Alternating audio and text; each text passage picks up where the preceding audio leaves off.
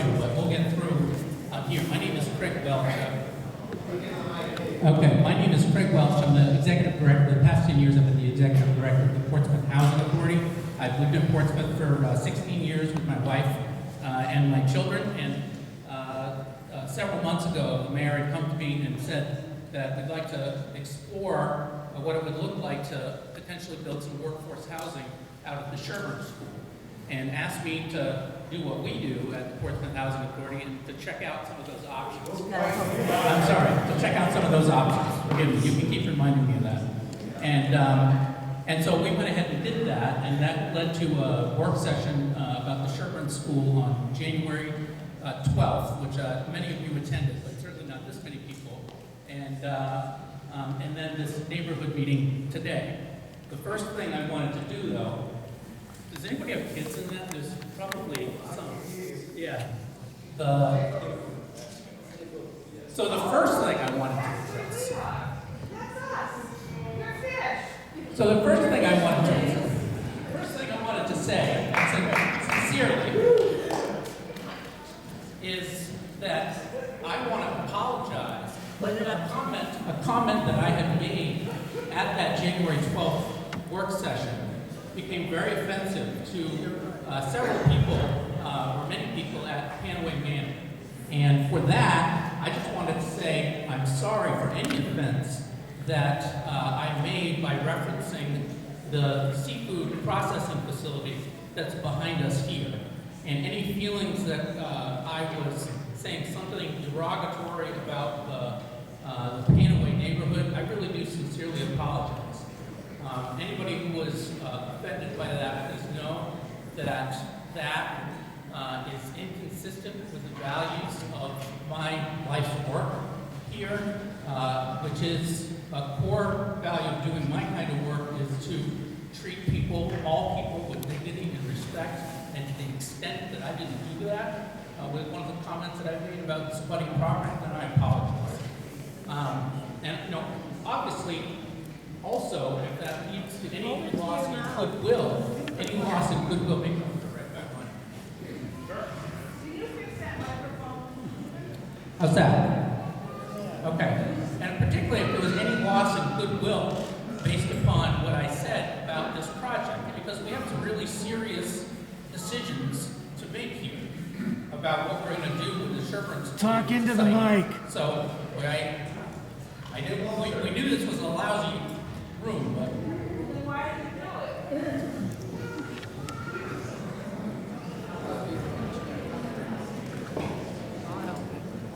We were going to have this in a classroom, but as you see, that wasn't going to happen inside this classroom. So I am going to need to take this because I need to advance the slides this way.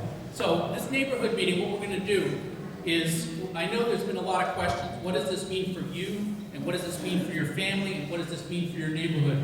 We're going to try to address these questions today, but this is not the same presentation I gave at the January 12th meeting, and I really condensed it. I'll give you that other presentation if you'd like. Who's going to live here? We built some workforce housing units. Who is that? There's some people here, I think, from Bruce Place workforce housing that we just completed downtown, and so you can meet some of the people, but that's been a big question. What is it going to look like if we do build some housing here, some workforce housing or other housing? What is it going to look like, and how is it going to impact the streetscape and the traffic and all that kind of stuff? Why does it have to be here? We've had several people say, why are you doing it here? There's lots of other places in the city that this could be built, and I can explain that in the question and answer. Who's going to pay for it? Is a big question. Is this the city's going to pay for it, or the housing authority is going to pay for it, or the federal government's going to pay for it? And I can answer those questions. Who's in charge? Like, who's going to make these decisions? And who's going to make the rules about making these decisions about what's going to happen or not happen here? And then why now? This is a now thing or a later thing. So why do we want to do this now as opposed to continue to wait and what's next? Oh yeah, you can do that. Thank you. So first off, Portsmouth Housing Authority, we were founded by the city in 1953. We built a lot of housing up until between 1959 and 1973, but we have a long history of partnership with the city. not just because we were created by the city, because the mayor appoints our board. So you have local oversight in the Portsmouth Housing Authority. We have citizen appointed boards. We own and operate 668 apartments in the city of Portsmouth right now, with about almost 1,000 Portsmouth citizens, about 290 seniors, about 250 kids in that. We've done this kind of thing before, taking old city-owned property and turning it into housing. We did that with the Atlantic Heights School in 1996, with the Lafayette School in 2010, and the Connors Cottage in 2003. Those are all seen as remarkable successes in this business. We have, Portsmouth Housing Authority has one of the best real estate portfolios of any other housing nonprofit or authority in the state and the region. And of course, with Blue and Griffin Place, which we just opened in 2022. Okay, next slide, please. We do want to celebrate. We're talking about workforce housing. Some people say nothing ever gets done. Nothing ever gets done. We always talk about this stuff forever. Nothing ever gets done. Well, there is 64 units of brand new workforce housing that's serving people in the city of Portsmouth. Over 500 people applied for those 64 units. It was many years in the making. There are still 324 people on the wait list for workforce housing, which is evidence of the demand that we have. And just in case you're interested, the workforce there is serving local nonprofits, hair salons, grocery stores, jewelry stores, hotels. We have 7 city employees that are actually living there, and 4 from the school department and 6 restaurants. And hopefully you'll be able to meet some of the folks today. And you know what, if you don't meet any of the folks today and you still want to, you can all come over to our house and we'll have an open house for you at Bruce Place so you can see what we've done there and meet some of those folks. Besides workforce housing, the PHA also provides senior-only housing. Those properties that I mentioned are senior-only housing. They're exclusive for people 62 years of age and older. We have 60 of those units, and the public housing that we built between 1959 and 1973. That's Marston, Feaster, Woodbury, State Street, and Pleasant Street, and Godson Meadows. Non-PHA housing, so what we don't do is build market rate housing. We don't have any home ownership programs or home ownership units. We don't have condos. We don't do any specialized or service supported housing. So we are landlords primarily. We have a lot of resident services and a lot of things that we do for the people who live with us, but we don't have any specialized housing for certain populations other than senior housing. We don't do transitional housing. We're not a shelter. All of ours is independent living and apartments, rental apartments. This is a long definition. A lot of people, we talk a lot about definitions, and definitions, I think, end up slowing the conversation down when we're talking about workforce housing, or affordable housing, or Section 8 housing, what's low-income housing, what are all these things that we're always talking about, and how are those defined? This is, if you go to nhhfa.org, the New Hampshire Housing Finance Authority is the authority on affordable housing in New Hampshire, and they define it there. You can also Google, there's lots of different definitions of workforce housing. Some of them are in code because there's some regulatory components to it, but workforce housing serves people in the community who can't otherwise afford the market rents. Specifically, people talk about income, like who's going to live here, who decides who you want living here, who you don't want living here. But for the tax credit financed housing, in a single person household, they're going to be between $40,000 and $65,000 a year. 2-person, you can see that, and a 3-person household up to $83,000 a year. So there's a lot of folks in Portsmouth. The biggest demand of housing going forward is going to be for people who are making under 80% of the area median income and below, and that's what those numbers are. The rents, this is what's happening down at Bruce Place. Right now, we don't have any 3-bedroom units. We just have 1- and 2-bedroom units, and those are the rents as of right now, except for that last line. We can push the rents higher if we go to a higher income category.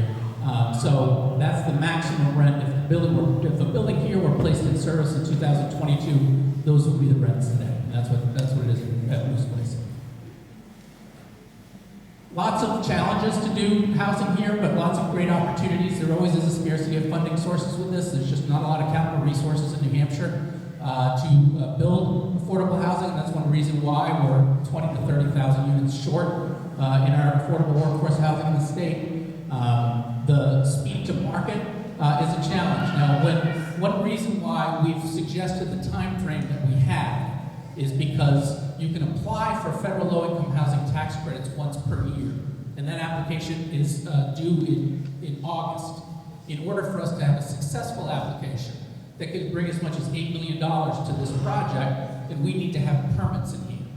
And so if we don't have permits in hand by then we just go out another year, which is not a big deal, but it is a big deal for the people who need more housing. And one reason why we're 20 to 30,000 units short is because this stuff takes so long to do, and it doesn't need to. Cost allocations become difficult about different things, and then trying to do some excellent design that's cost effective. Who pays for it? Just briefly, PHA, we're a special purpose government agency. We don't get any funding from the city. We survive on rental incomes and some federal contracts with HUD. And so that's what we do. We can put together a capital stack that can build more housing. And if there were other uses on the site for other housing uses other than workforce housing or the housing that we provide, then that would be provided by others. Or if the city wanted to, or anybody wanted to do recreational use or any other kinds of uses here at the facility or on the grounds, then those could be paid for by others. We can skip over this. This is a capital stack for how we put these things together. We can skip over that. And that's what I was talking about before. To get land use permits in hand by August 30th of this year, then we will be leasing up new workforce housing in Portsmouth in the fall of 2025. This has become a primary goal of the mayor and this council, and we're, PHA is standing by, ready to do it and ready to execute on this kind of timeline. We'll pay for all of the pre-development costs and everything associated with that, and then in order to do our next project. These are just a couple of the conceptual designs. We have done some due diligence so far with environmental site assessments, and we're getting ready for some geotech. We've got a civil engineer working on a traffic study and some sound mitigation. So this is one of many, many options that we could do, but we did want to show you something today about what some housing could look like on the site. A couple of different buildings that's envisioned in a couple of 40-unit phases, and then 8 townhomes as part of that. We can show the next one. And here's another one that anticipates, I think, 88 units, and this between townhomes and the building and back. We advised the city at the January 12th session that we think we could fit as many as 160 units on the site. If you look at what a site plan looks like at 160 units, pretty much the whole site is paved. And that's more density, more traffic than I think we should have at the site. So our expectations have been scaled down about that to something that's more workable here. And that was the fastest I could go with all that, and I know this is a little tough about the question, but I want to hand it back to the mayor so he can start with all you guys. Thank you, Craig. All right. If you are a Greenway resident, raise your hand. I see one. Erik Anderson. Oh, over there. I just looked right in front of me. So we'll come, and again, 3 minutes. It's deceptively hard to keep this microphone right here, but nobody can hear you if you don't. Can I ask just a quick question? Craig just said they've already scaled down the number. I think if you can share what that expected number is, it might help with the discussion you're going to hear. Sure, Craig, what was the number that we had, or scaled down, those two things that you showed up there?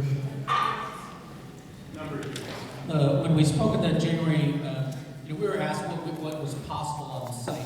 In our initial evaluation, we thought we could fit as 160 units on this piece of land. If it were the same density, if we did a project here that was the same density as what we did downtown, it would be 365 units on the site. So that's not going to happen here. It depends on the, there's a process in which we can narrow this down, but we think that 160 units was too dense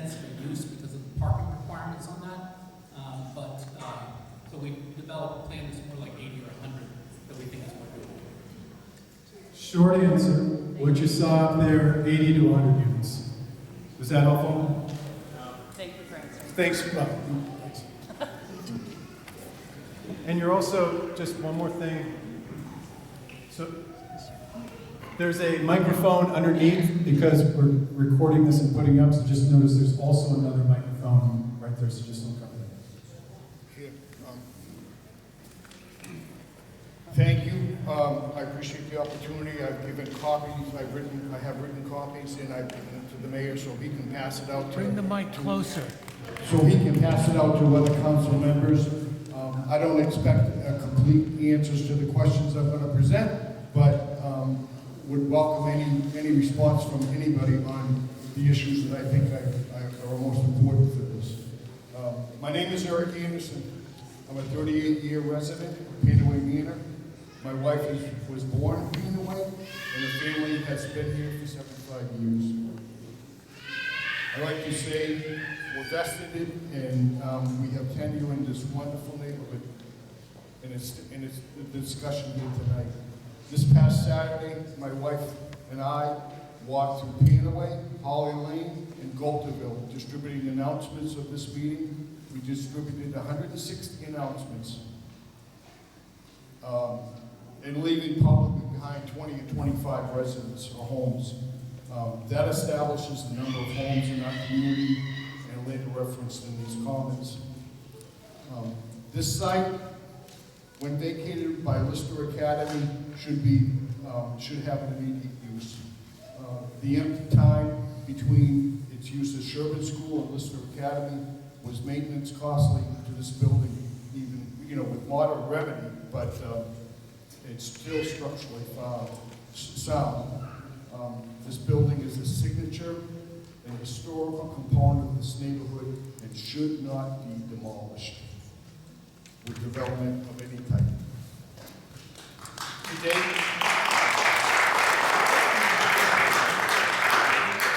there has been little diversity or discussion or investigation of what will be done with this site. The mere simple question should be, what's the best use of this site for the city, financial or otherwise, with the least impact to the neighborhood community? In opinion, I do not think the council has vested much time in the possible uses. Could this site be could be a police station? We've got a $40 million project that has been designated, that's in the city. Can this be a police station? Can it satisfy more senior housing needs? And I'd like to see the council discuss this a little bit more. I'd like to see the council discuss this a little bit more, rather than just race into some of the discussion that's being presented tonight.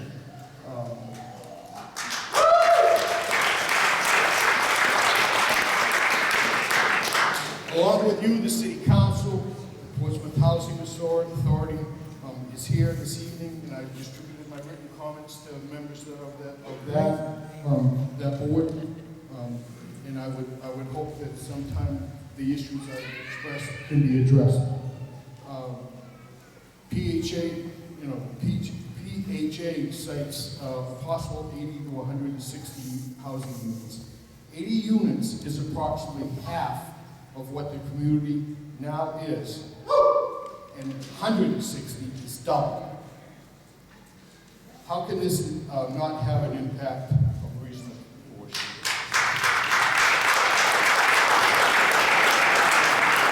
What is the arrangement in deeded ownership of the property between the city and PHA? Is this a public-private partnership? Is there any financial profit component to any arrangement in this issue? How many variances would be required for any housing project of this proportion? Is there any taxable income revenue component to the city in this city PHA arrangement? What kind of traffic impact? And I think I'll leave that lightly here. We know that Liberty Mutual is closing its facilities, and there's potential of not 3,000, but a component of the 3,000 employees coming to Portsmouth. If there is not a traffic study or a consequence to that in combination with any housing units that are created here, I think there's a negative, there's concern for a traffic study.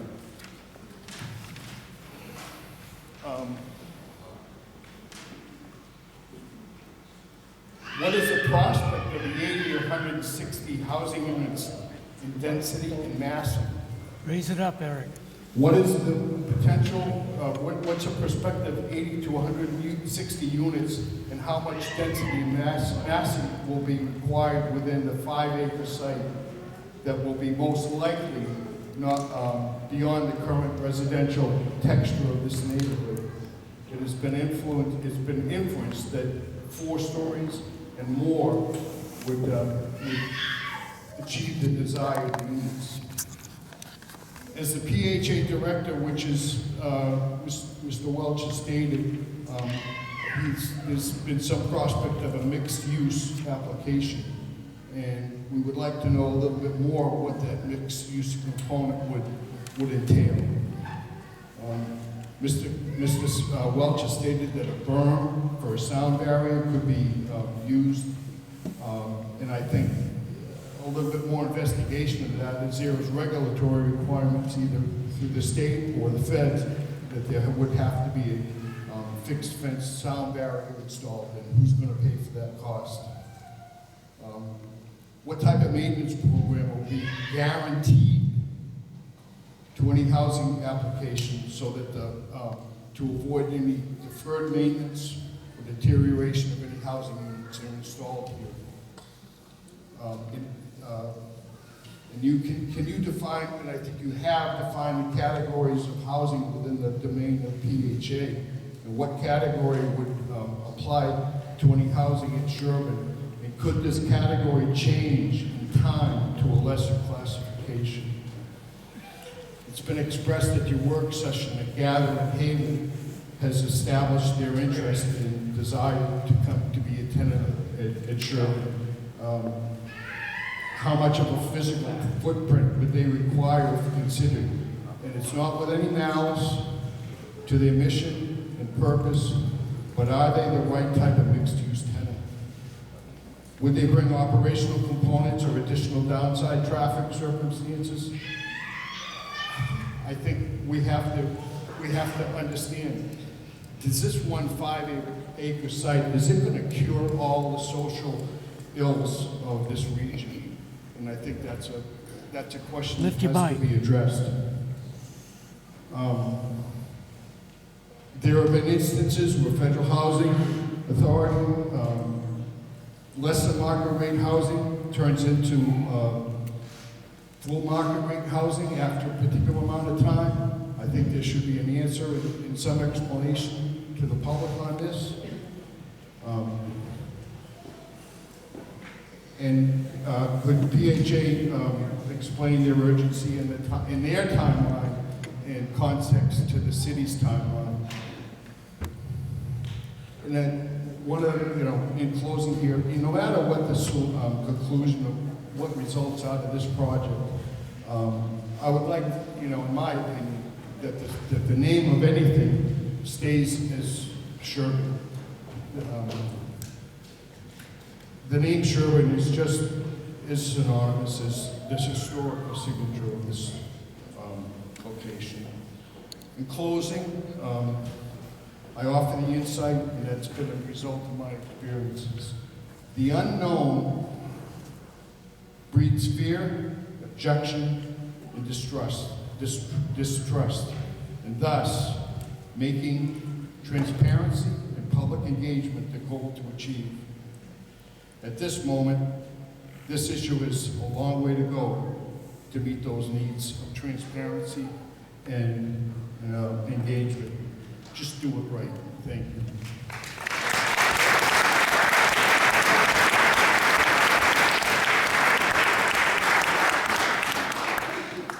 Thank you, Eric. There was a lot of questions in there.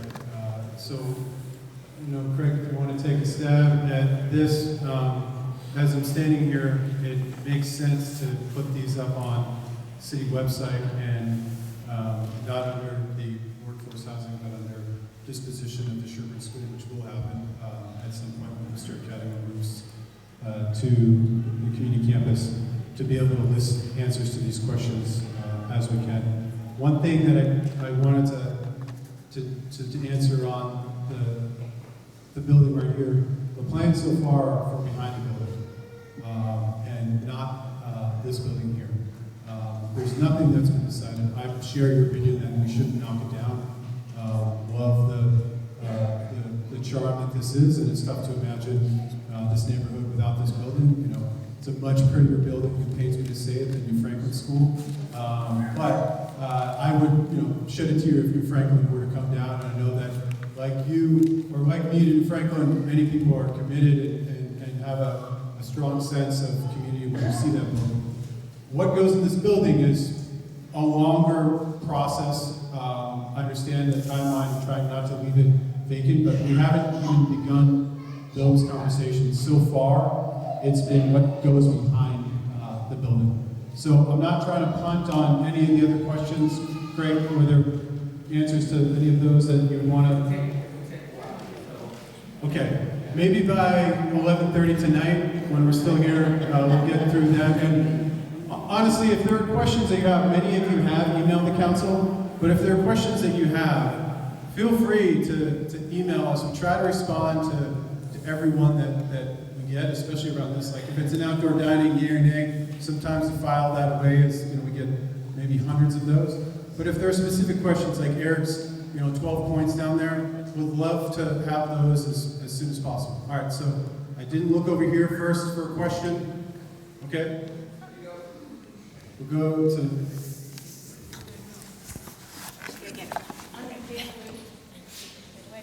So you just have to talk into it. Okay. I'm Lindsay Lewis. I live in Decatur, and we've lived there for 18 years. We have 3 school-age children that go to New Franklin in the middle school, and I'm also a second grade teacher at New Franklin. But for 15 years, I commuted to Northampton School and worked at that school. And my main question is, what research have you done, what studies have you done to see what kind of impact this will have in our school system? Currently, New Franklin is full. We have teachers working with students in closets.